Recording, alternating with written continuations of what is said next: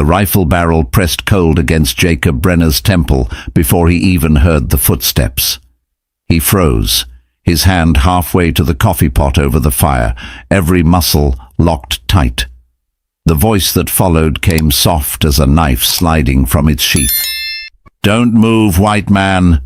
Jacob kept his eyes forward, watching the flames dance. The pressure against his skull didn't waver.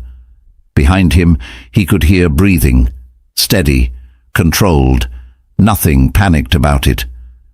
Whoever held that rifle knew exactly what they were doing. "I'm not armed," Jacob said, his voice low.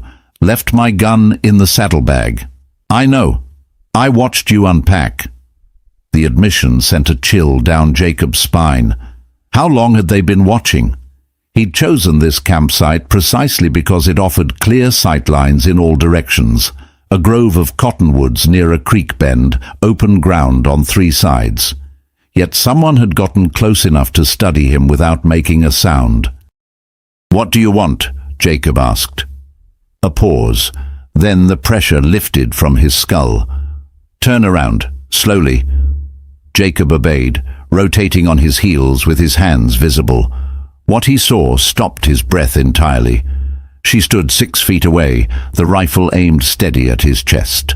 Apache, no question, the doeskin dress, the turquoise beads woven into her dark hair, the moccasins that explained the silent approach. But it was her eyes that held him frozen, one brown, deep and warm like creek water in summer. The other pale blue, startling as winter sky, heterochromia. He'd heard of it, but never seen it. The effect was mesmerizing and deeply unsettling, as if two different souls looked out from the same face. She was tall for a woman, nearly matching his own height. Her face carried the angular beauty of her people, but something else lived there too, a wariness that went beyond simple caution. This was someone who'd learned to trust nothing and no one. "You're alone," she said. Not a question. A statement. Yes. No soldiers following? No soldiers. No anyone. Just me. She studied him for a long moment, those mismatched eyes reading him like a language he didn't speak. Then, without lowering the rifle, she spoke again. 3 days ago, cavalry burned my family's camp, killed my father, took my mother and sister to the reservation at Fort Thomas. I escaped. Her voice remained flat, empty of emotion. That emptiness was worse than rage. They're looking for me. "If you're a scout, tell me now. I'll make it quick." Jacob shook his head slowly. "I'm not a scout. I'm nobody. Used to ranch cattle up in the Montana Territory until the bank took everything. Now I'm just passing through." "Passing through to where?" "Don't know yet." She tilted her head slightly, considering this. The rifle barrel dipped an inch. Not much, but enough to show she was thinking rather than simply reacting. "What's your name?" she asked. "Jacob Brenner." "I'm Nalnish." She paused. "It means she who walks between." "Between what?" For the first time, something flickered in her expression. Not quite a smile, but close. "My people couldn't decide. My eyes, some said they meant I walked between day and night. Others said between the living world and the spirit world." She lowered the rifle completely now. "Mostly, it just meant I walked alone. They were afraid of what they couldn't understand." Jacob recognized that loneliness. He'd felt it himself after the bank took his land, after his brother died in a mine collapse, after the last person who gave a damn about him was lowered into the Montana ground. "The fire's still warm," he said carefully. "Coffee's still hot. You look like you could use both." Nalnish regarded him silently. Then, after a span of heartbeats that felt like hours, she nodded once. They sat on opposite sides of the fire as night settled over the cottonwood grove. Jacob poured coffee into his spare tin cup and slid it across to her. She took it, but didn't drink immediately. instead holding it between her palms and letting the warmth seep into her fingers. "Why did they burn your camp?" Jacob asked, then immediately regretted it. "Sorry, none of my business." "No," Nalnish said. "It's a fair question." She stared into the flames. "My father refused to move to the reservation. He said our people had lived in these mountains for generations before any white man came. He said the treaty promised us this land forever, and he would die before he abandoned it. So they killed him for keeping a promise they made first." Yes. The word hung in the air like smoke. Jacob had seen enough broken promises in his life to know how the game worked. The powerful wrote the rules, then changed them whenever convenient, and the powerless paid the price. "I'm sorry," he said, knowing how inadequate the words were. Nalnish finally drank the coffee. When she looked up again, her mismatched eyes caught the firelight in strange ways, the brown one glowing warm, the blue one cold as ice. "What about you?" she asked. "Why are you nobody?" Jacob surprised himself by answering honestly. "Had a ranch, 2,000 acres in Montana, raised cattle, broke horses, made enough to get by. Then my brother Thomas died in the copper mines. He'd borrowed against my land without telling me, trying to strike it rich, I guess. When he died, the debt came to me. Bank took everything." He poked at the fire with a stick. "So now I'm just a man with a horse and whatever I can carry. And you came south." Seemed as good a direction as any. Nalnish set down her cup. "That's where you're wrong. Nothing good is south of here. Fort Thomas is south. The reservation is south. The cavalry patrols are south." She leaned forward slightly. "North is mountains, rough country, but free country. A person could disappear up there if they wanted." "Is that where you're headed?" "Was thinking about it, before I found you." Jacob felt the weight of that statement. She'd been planning to continue alone until she'd stumbled across his camp. Now she was reconsidering, weighing whether traveling with him offered better odds than solitude. "I'm not much protection," Jacob said. "One rifle, moderate aim, no particular skills except working cattle." "But you're white," Nalnish said bluntly. "If soldiers see us together, they'll think twice before shooting. They'll want to ask questions first, figure out who you are, why you're traveling with an Apache woman. That gives us time." "Time for what?" "Time to run." The logic was cold and practical. Jacob couldn't argue with it. But something else stirred in his chest, a feeling he hadn't experienced in months. Purpose. Even if that purpose was just keeping one person alive a little longer. "All right," he said. "North it is. Before you continue this journey with us, let us know in the comments which state or territory you're watching from. Subscribe to our channel and leave a like. It helps us bring you more stories from the frontier. Now, let's ride on." They broke camp before dawn, moving through the cottonwoods in silence. Nalnish walked her horse rather than riding, reading tracks in the soft earth that Jacob couldn't even see. Twice she stopped, crouching low, her fingers brushing marks in the dirt. "Patrol passed through yesterday," she said the second time. 8 riders, heading east. "How can you tell?" She pointed at barely visible impressions. "Depth of the hoofprints, the way they overlap. They weren't in a hurry, which means they're searching, not chasing." She stood, brushing dirt from her hands. "We need to move faster." They mounted and picked up the pace, following a game trail that wound through pine forest. The trees grew thick here, their branches interlacing overhead to create a canopy that blocked most of the sunlight. The temperature dropped 10 degrees in the shade. Jacob could smell pine sap and earth and something else, something wild that reminded him he was no longer in settled country. Around midday they came to a ridge overlooking a wide valley. Below, a small settlement sprawled along a creek, maybe 15 buildings, a church steeple, corrals filled with horses. Smoke rose from several chimneys. "Settler town," Nalnish said, her voice tight. Jacob studied the layout. "We could skirt around it, add a few hours to the trip, but avoid any trouble. Or we could go through, buy supplies. No one's looking for a white rancher and his Apache wife." The word wife hung in the air between them. Jacob felt heat rise in his face. I don't know if that's wise." Nalnish turned to look at him fully, both eyes pinning him in place. "Would you rather they see me as your captive, your prisoner? Because that's the only other story they'll believe." She paused. "At least as a wife, I'm a person. Barely, but more than nothing." Jacob understood what she was saying. In this territory, white men with Indian prisoners were common enough not to draw attention. White men with Indian wives were less common but not unheard of, usually trappers or scouts who'd married into tribes.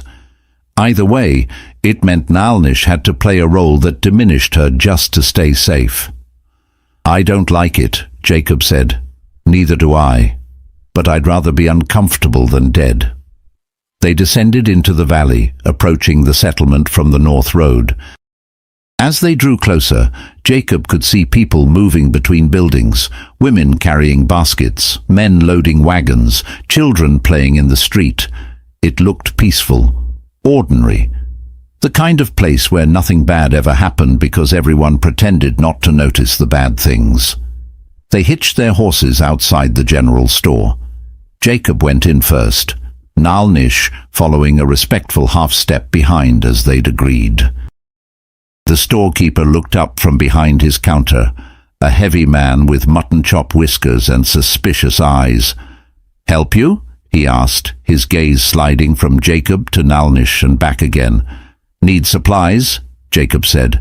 "Coffee, beans, dried meat if you've got it, ammunition for a Winchester." The storekeeper nodded slowly. "Passing through?" "Heading north. Got a mining claim up in the high country." "That your woman?" Jacob felt Nalnish stiffen beside him. He kept his voice level. "That's my wife, yes." "Huh." The storekeeper's expression didn't change, but something cold entered his eyes. "Don't see many men bring Apache wives into town. Usually keep 'em out at camp." "She goes where I go," Jacob said, letting steel creep into his voice. The storekeeper held his gaze for a moment, then shrugged. "Your business, I suppose." He began gathering supplies, moving with deliberate slowness. "Coffee's $2 a pound, beans are 50 cents. Dried beef is $3 for a week's worth. Ammunition depends on how many rounds you need." As he spoke, the door opened behind them. Jacob heard boots on the floorboards, then a voice that made every muscle in his body tense. "Well now, what do we have here?" Jacob turned. 3 men stood in the doorway, rough types wearing dusty trail clothes and gun belts slung low. The one who'd spoken wore a badge pinned to his vest. Not army, local law. "Deputy," Jacob said with a nod. The deputy looked past him to Nalnish, his eyes narrowed. "That Apache?" "She's my wife." "Uh-huh." The deputy stepped closer, his hand resting casually on his pistol grip. "Funny thing, got word from Fort Thomas that they're looking for an escaped Apache woman. Tall, dark hair, real distinctive eyes, one brown, one blue." Jacob's heart hammered against his ribs. Beside him, Nalnish remained perfectly still, her face blank as stone. "Lots of women have dark hair," Jacob said. "Not many have eyes like that." The deputy smiled, showing yellow teeth. "Mind if she looks up? Let me get a better view of her face."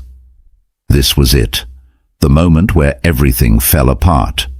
Jacob could feel it coming like a thunderstorm rolling over the mountains. His hand drifted toward his belt, calculating distances, knowing he was outgunned and outmaneuvered. Then Nalnish spoke. "Let me feel everything," she said softly, her voice carrying a strange weight. "Let me feel the sun on my face one more time before you put me in chains." The words stopped everyone. Even the deputy hesitated, thrown off by the quiet dignity in her tone. She stepped forward into a shaft of sunlight streaming through the window, tilting her face upward. Her mismatched eyes caught the light, brown and blue, startling and beautiful. "There," she said, "you wanted to see. Now you see." The deputy stared at her. So did his men.